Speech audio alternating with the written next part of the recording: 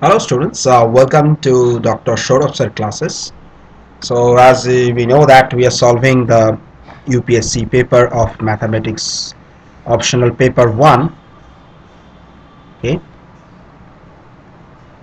this is of 2021. So we have already solved the section A. In section we have solved the question up to 3. So this is in this video we will cover the question number 4.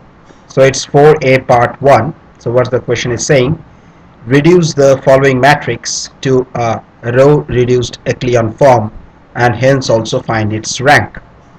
So this is a matrix. This is 5 by 4 matrix. Okay, so we have to reduce this using the row reduced echelon form, right? So first what we will do, so the matrix is already given, so I'm not rewriting it. So just using this we can do one thing. So this R3 is R3 minus 2 of R1. Okay, and we do that R4 is R4 minus 3 R1. If we do this, so it will be A will be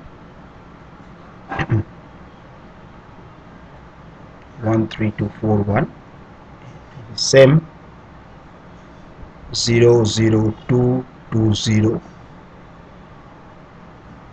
0 0 minus 2, it will be also minus 2, it will be also 0, and it will be 0 0 minus 5 minus 2 and 3, right? So the next operation, if we perform on the row R2, so the new R2 will be half of R2. Okay. So we will have this 1 3 2 4 1 0 0 1 1 0. It will remain same. Okay. 0 0 minus 5 minus 2 3, right? So this is the, so next we can do, so this is the operation number 2. Next we can do this. If we do the operation on R3, suppose R3 is R3 plus 2 of R2 and R4 is R4 plus 5 of R2, then we will have this, the first row is 1 3 2 4 1, right? 0 0 1 1 0, the same. So R3 will be all 0 now.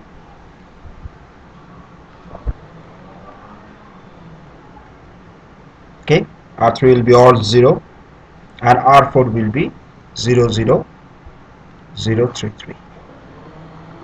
Okay, so this is the R4. Now if we interchange just the two rows, that is R3 and R4, so R3 interchange itself with R4, so then we can send it to the, so this is 1 3 2 4 1 0 0 1 1 0, so we are just interchange R3 with R4, so it will be 3 3 and it will be all 0, right?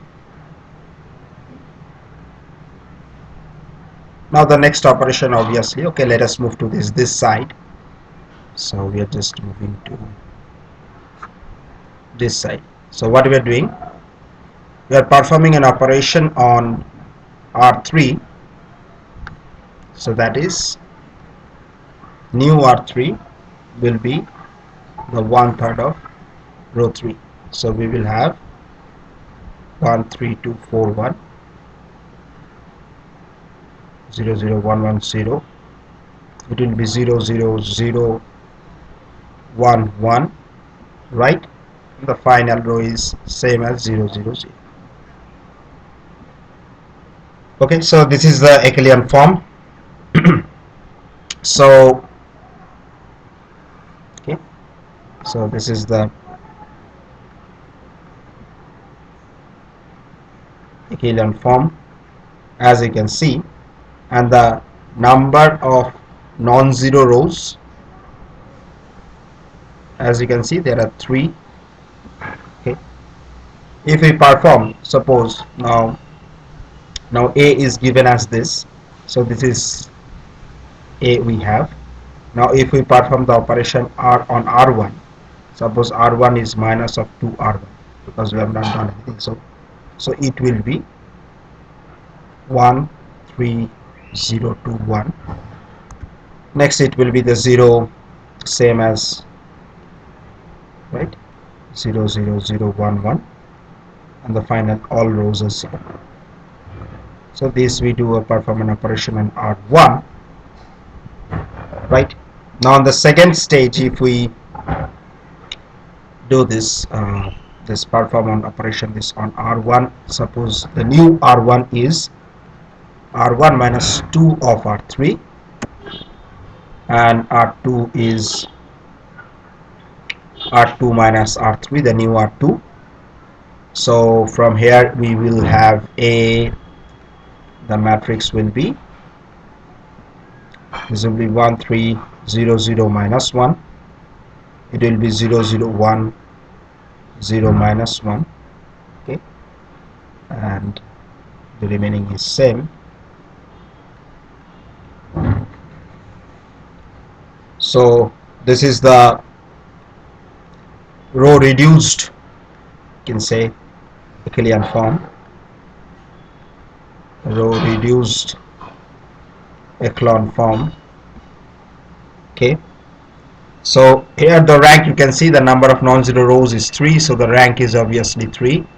So this is the rank of the matrix, and this is the row reduced form, this 5 by 4 matrix.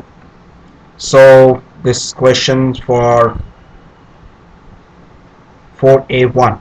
Okay, so we have the second part of this 4A.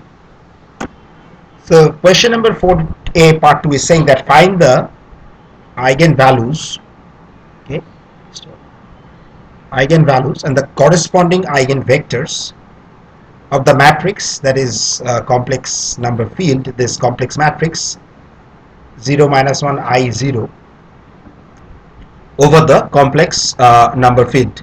Okay, so we have to find this. We know the characteristic equation is A minus lambda I is equal to 0. Okay, so where I is an identity matrix 2 by 2. Okay, so from here if we put this the value of A, so we have 0 minus lambda minus I 0 minus lambda, right, so it will equal to 0. So from here we can get that lambda square plus I square is equal to 0, which is nothing but lambda square minus 1 equal to 0. From here we can get lambda square, or write directly lambda is equal to plus minus 1, right. So thus we have only these two values of lambda. From here we got this, right. So now this case number 1, so in the first case if this lambda is equal to 1, so we have then A minus lambda of I x is equal to 0. So from here we can get this A of minus I x is equal to 0 because lambda is 1. So A minus I, it will be minus 1 minus I minus 1, x is nothing but a column vector, and 0 we can write as a column. Okay, so from here we can get these two equations. The first one is the minus x minus yi equal to 0, that is equation number 1, and another one is I of x minus y equal to 0, that is equation number 2. So this x equivalent to, from this 2, this x of I is equivalent to this minus of x minus iy equal to 0, and which is same as equation 1, right? So we have this y equal to I x, right? From here we can find that y equal to ix.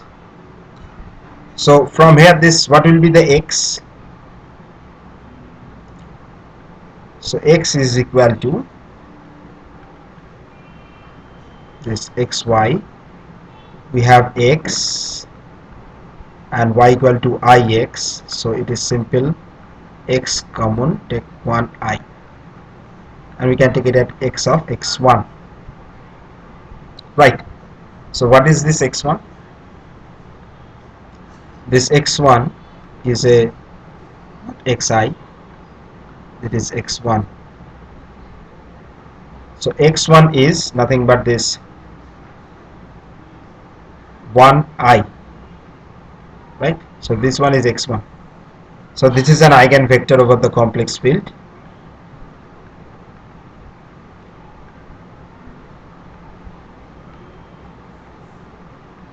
I'm writing at C.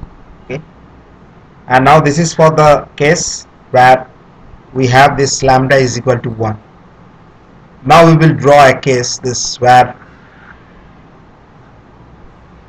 we have the another choice, that is, in case of lambda is equal to -1, then is equal to a plus I of x is equal to 0, right?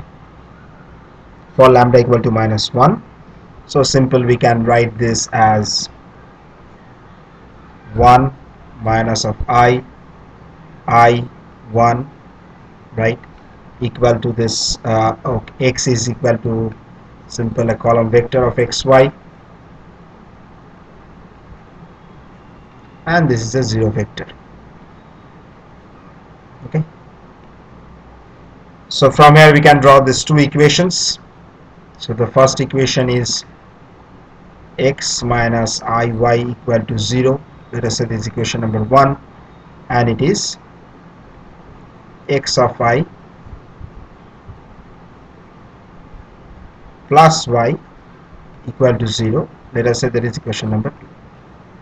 Okay, so these are two different. So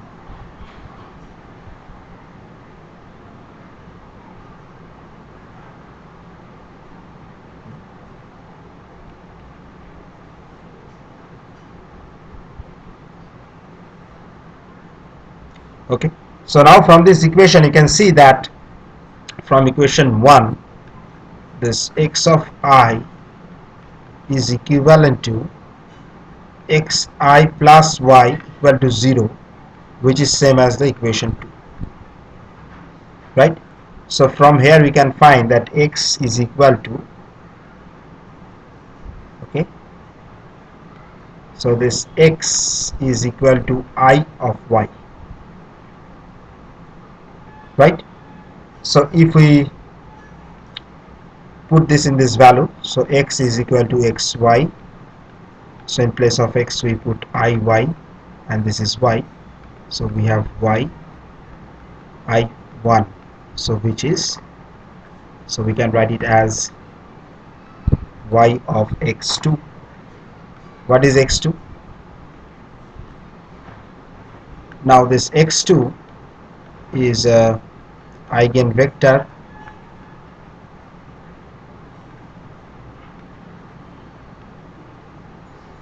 over the complex field, right? So for lambda 1 we have one eigenvector. So in case of the final answer, it will be for x1 we have this 1i, and x2 we have I1. So these are eigenvectors